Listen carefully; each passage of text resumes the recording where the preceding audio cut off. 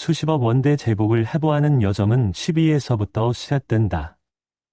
이곳은 단순히 노래 실력만으로는 살아남을 수 없는 치밀한 전략과 자본의 논리가 지배하는 전쟁터다.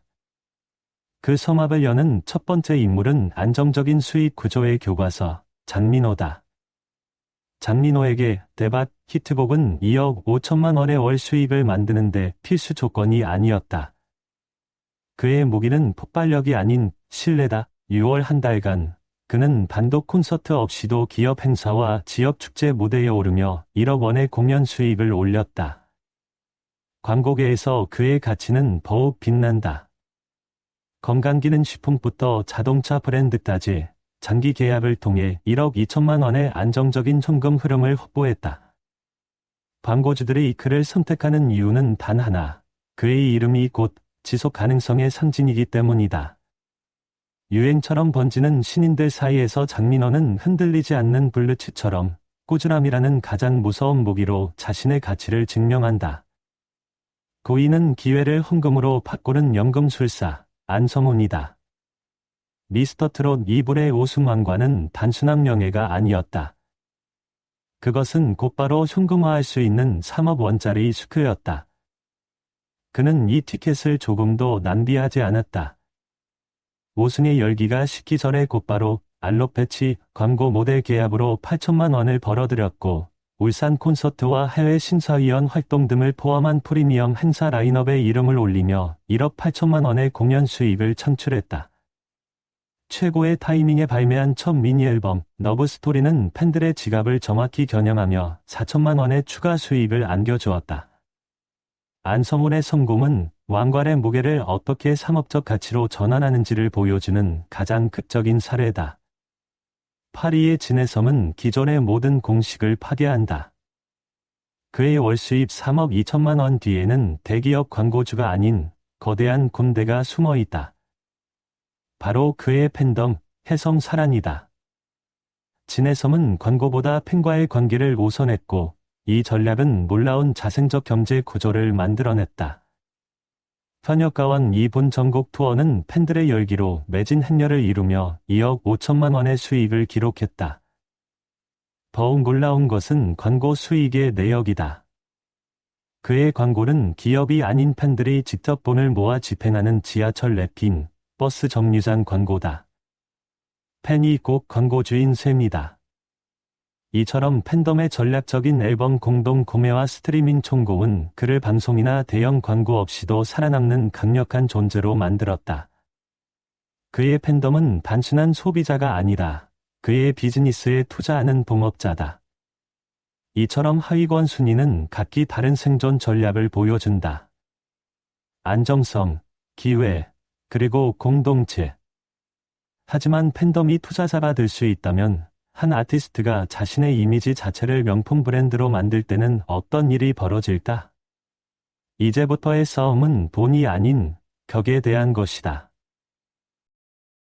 하위권의 생존 전략이 안정성, 기회, 공동체에 맞춰져 있었다면 이제부터의 전쟁은 다른 차원에서 전개된다. 바로 격과 전략의 싸움이다. 7위 손태진은 음악을 팔지 않는다. 그는 3억 8천만 원이라는 가격표를 달고 품격 그 자체를 판매한다. 서울대 성악과 출신이라는 학력, 크로스오버 트로트의 기공자라는 독보적인 이미지는 그를 살아있는 프리미엄 브랜드로 만들었다.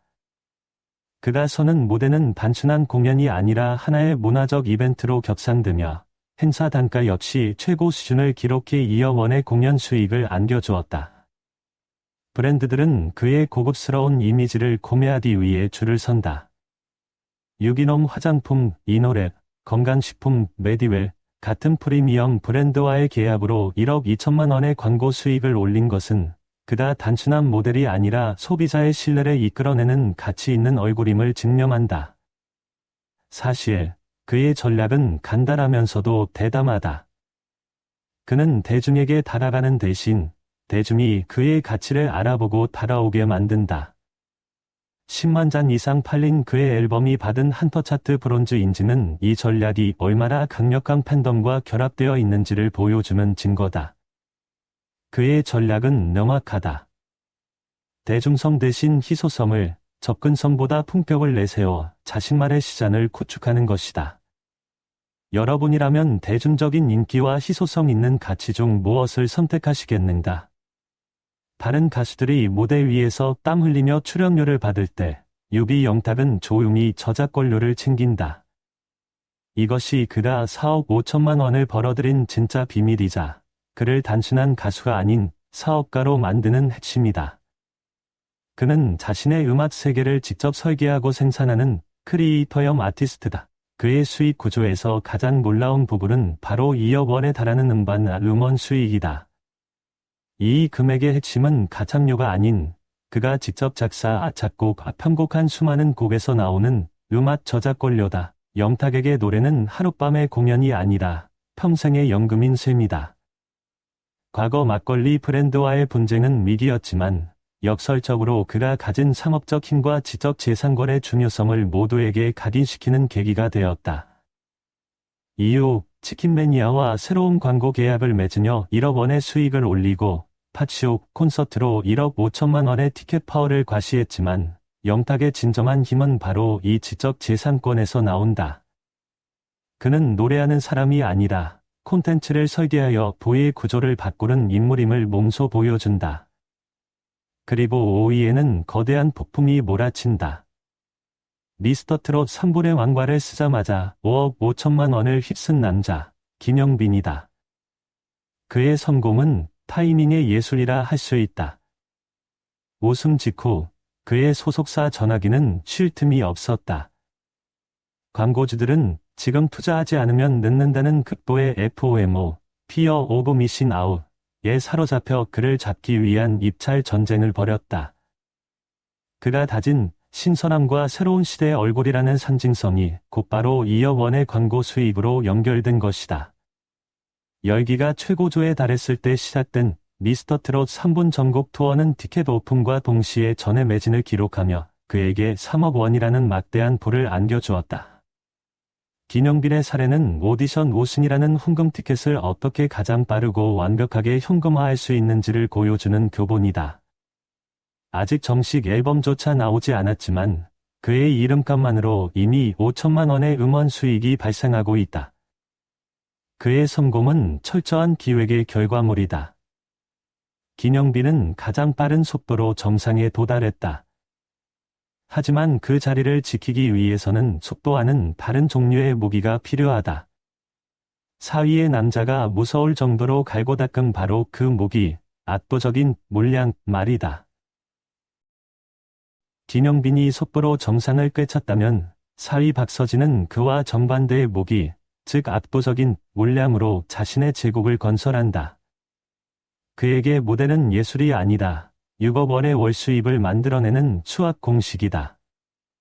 6월 한 달 동안 그가 선 무대는 10개, 20개, 아니 30개를 훌쩍 넘는다.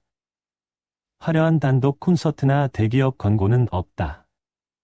하지만 그의 이름 앞에서는 행사의 제왕이라는 칭호가 붙는다.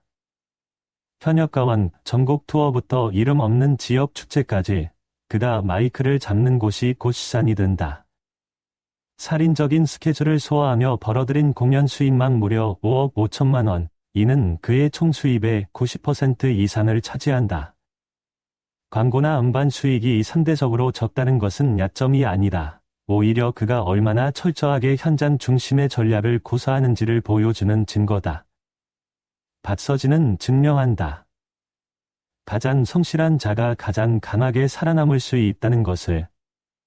지금 이 순간에도 그는 어딘가의 무대 위에서 땀 흘리며 자신의 제복을 확장하고 있을 것이다. 그 위, 3위에서 박지현은 트로트 산업의 판도를 뒤흔드는 혁명을 일으킨다. 그는 불가능해 보였던 공식을 현실로 만들었다. 바로 트로트의 K-팝 아이돌의 갑옷을 입혀 7억 5천만 원의 수익을 창출한 것이다. 그의 등장은 트로트 아이돌이라는 새로운 장르의 탄생 그 자체였다. 이 혁명의 증거는 그의 첫 미니 앨범 OCN의 판매량에서 드러난다. 초동 판매량 25만 잔, 이는 최정상급 아이돌 그룹만이 달성할 수 있는 경이로운 기록으로 트로트 팬덤의 구매력이 얼마나 폭발적으로 성장했는지를 보여주는 상징적인 사건이다.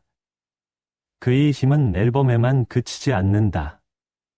최고 16만 5천원에 달하는 티켓 가격에도 불구하고 매진을 기록한 단독 콘서트 쇼맨십은 그가 단순한 가수가 아니라 하나의 완벽한 경험을 판매하는 아티스트임을 입증했다. 아웃도어 브랜드 콜핑과 2년 연속 계약하며 1억 5천만 원의 광고 수익을 올린 것은 그가 아이돌의 팬덤 파워와 대중적 호감도를 동시에 갖춘 광고주들이 가장 선호하는 얼굴임을 보여준다. 박지현은 트로트의 미래가 어떠해야 하는지에 대한 가장 확실한 대답이다. 왕자를 눈앞에 둔 이찬원의 이야기는 하나의 정복기다. 그가 마침내 K-팝의 성지라 불리는 KSPO 돔에 입성했을 때 그것은 단순한 콘서트가 아니었다. 트로트가 더 이상 기주류가 아닌 대한민국 대중음악의 심장부를 점령했음을 알리는 9억 5천만 원짜리 선전포고였다. 그는 국민 청년이라는 깨끗하고 신뢰도 높은 이미지를 바탕으로 봉화제야, 원할머니 보쌈 등 대기업 블루칩 광고를 휩쓸며 2억 원의 수익을 확보했다. 그의 앨범은 발매마다 60만 잔 이상 팔려나가며 3억 5천만 원의 수익을 기록, K-팝 솔로 아티스트 전체를 통틀어도 최상위벌의 성적을 보여준다. 이찬원의 가장 무서운 점은 특정 영역에 국한되지 않는다는 것이다. 방송, 예능, 광고, 공연, 앨범 모든 분야에서 최정상의 자리를 지키는 그는 완벽한 멀티플랫폼형 아티스트다. 그는 이명웅을 제외하면 사실상 업계의 정점이며 트로트가 기성세대의 전유물이 아님을 온몸으로 증명한 시대의 아이콘이다. 그는 모든 것을 이룬 듯 보인다. 하지만 이 모든 규칙이 통하지 않는 단 한 사람이 존재한다. 트로트라는 장르가 아닌 대한민국 음악 산업 전체를 상대로 싸우는 남자. 마침내 왕좌의 주인을 확인할 시간이다. 35억 원. 이것은 한 기업의 분기 매출이 아니다. 2025년 6월, 단 한 달간 가수 이명웅이 벌어들인 수입이다. 이제 랭킹은 무의미하다. 그는 경쟁자가 아니라 하나의 독립적인 산업 그 자체이기 때문이다. 지금부터 여러분이 알던 가수의 수입에 대한 모든 상식을 파괴할 시간이다. 대한민국에서 가장 비싼 목소리, 광고 시장을 움직이는 남자, 바로 이명웅의 이야기다. 그의 제국은 세 개의 거대한 기둥 위에 세워져 있다. 첫 번째 기둥은 공연으로 한 달간 약 10억 원의 수익을 창출했다. 하지만 이는 일반적인 콘서트가 아니다. 그의 무대는 오직 스타디움에서만 열리는 HERO 전국 투어다. 그의 콘서트 티켓팅은 피켓팅이라는 말조차 부족한 전쟁이며 오픈과 동시에 전석이 사라지는 티켓 파워는 그 어떤 최정상 아이돌도 넘보지 못하는 성역이다. 가장 놀라운 점은 6월에 실제 공연이 없었음에도 불구하고 과거 투어의 정상금만으로 10억 원이라는 천문학적인 수익이 발생했다는 사실이다. 이는 그의 제국이 활동하지 않는 순간에도 스스로 돈을 벌어들이는 거대한 금융 요새와 같음을 의미한다. 두 번째 기둥은 광고다. 연간 계약 단가 10억 원 이상. 그가 한 달에 벌어들인 광고 수익은 5억 원에 달한다. 하지만 그는 단순히 비싼 모델이 아니다. 그는 브랜드의 가치를 끌어올리는 전략형 모델이다. 식음료, 뷰티, 금융, 자동차까지 업종을 가리지 않고 업계 최고 브랜드들이 그를 찾는다. 그 이유는 간단하다. 이명웅이 광고하는 제품은 단순한 상품이 아니라 이명웅이 선택한 제품이라는 품질 보증서가 되기 때문이다. 그의 이름이 붙는 순간 제품은 신뢰를 얻고 매출은 폭발한다. 이것이 바로 시장을 뒤흔드는 이명웅 효과다. 그러나 이명웅 제국의 가장 강력하고 압도적인 기둥은 바로 세 번째, 지적 재산권이다. 여기서 무려 20억 원의 수익이 나온다. 그의 정규 앨범 인히로는 초동 110만 장을 돌파하며 밀리언셀러에 등극했고 옹기 같은 디지털 싱글은 발매 즉시 모든 음원 차트 1위를 석권했다. 스트리밍, 다운로드, 유튜브 채널 수입, 심지어 노래방 저작권료까지 그의 모든 콘텐츠는 잠자는 동안에도 돈을 버는 완벽한 자산 구조를 갖추고 있다. 이것은 더 이상 음악이 아니라 멈추지 않는 화폐 발행기이자 완벽하게 작동하는 금융상품에 같았다. 아티스트의 활동 주기에 따라 수익이 흔들리는 다른 가수들과 달리 그의 수익 시스템은 흔들리지 않는다. 이 모든 것을 가능하게 한 그의 핵심 전략은 명품 브랜드의 그것과 같다. 바로 희소성이다. 그는 웬만한 행사의 모습을 드러내지 않는다. 그래서 더 특별하다. 그는 흔하지 않기 때문에 더 비싸다. 이 간단하지만 강력한 전략은 완벽하게 맞아떨어져 그의 가치를 하늘 위로 끌어올렸다. 그는 아이돌의 강력한 팬덤 구조와 국민 가수의 폭넓은 대중성을 동시에 가진 역사상 전례 없는 모델이다. 충성스러운 팬덤, 영웅시대가 든든한 재정적 기반이 되어주고 전 세대를 아우르는 대중적 인기는 그 어떤 리스크도 상쇄하는 방파제 역할을 한다. 단순한 가수가 아니라 스스로 산업의 규칙을 새로 설계한 단일 아티스트 경제 시스템인 것이다. 그의 행보 하나하나가 곧 대한민국 엔터테인먼트 산업의 새로운 역사가 되고 있다.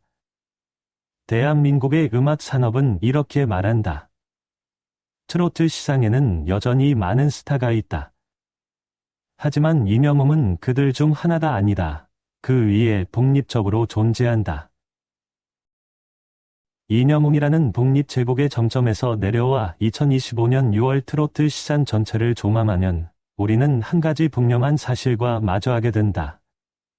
이것은 단순히 돈에 많고 적음을 나열한 순위가 아니라 각기 다른 생존과 성공의 전략이 어우러진 한편의 전략의 교향곡이었다.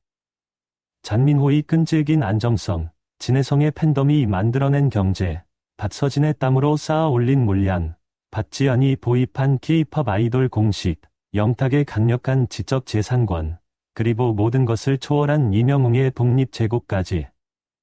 1위부터 10위까지의 리스트는 성공으로 가는 길이 단 하나가 아니며 트로트 산업이 그 어느 때보다 다채롭고 복잡한 생태계로 진화하고 있음을 명확히 보여준다. 닐은 가짜의 방식으로 시장을 분석하고 팬덤을 움직이며 자신의 가치를 증명해냈다. 어느 한 가지 방식만이 정답이 아님을, 오히려 가짜의 색깔로 시장을 개척할 수 있음을 이 10명의 아티스트가 증명해 보인 것이다. 여러분이 생각했던 1위는 누구였는가?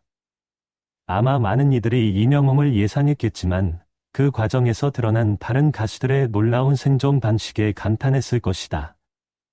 트로트는 이제 더 이상 단순한 음악 장르가 아니다. 그것은 고도의 브랜딩과 팬덤 경제화, 그리고 치밀한 콘텐츠 전략이 결합된 하나의 거대한 산업이다. 여러분이 가장 인상 깊게 본 전략은 무엇이었는가? 댓글을 통해 여러분의 의견을 공유해달라. 결국 진짜 질문은 이것이다. 이번 달에 누가 가장 많은 돈을 벌었는가가 아니다. 과연 누구의 전략이 앞으로 10년간 트로트 산업의 판도를 결정할 것인가? 그리고 멈추지 않는 이 전쟁에서 최후의 승자는 과연 누가 될 것인가?